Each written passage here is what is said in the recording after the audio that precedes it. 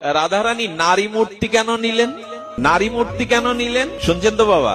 নিলেন এই জন্য, এখানে মায়েদের একটু জিতিয়ে দিতে হবে। যদিও পুরুষ শাসিত সমাজে মায়েদের আজও আমরা সম্মান দেখাতে পারিনি, তাদের মূল্যায়ন করতে পারিনি। তবু বলি, সেবার দিক দিয়ে পুরুষরা যতই তর্ক বিতর্ক করুক, সেবার মূর্তি হলো নারী।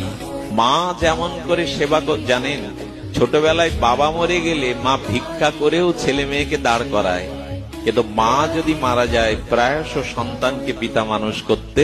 দেখবেন যে বাড়িতে 20 তলা বিল্ডিং, 20 জন পুরুষ থাকে, কোনো মেয়ে ছেলে নাই, গিয়ে দেখবেন নরক করে রাখা, কোনোটাই গোছানো। গোছাবে কে? যারা গোছায়, সুন্দর করে সাজায়, তারা তো ঘরে নেই।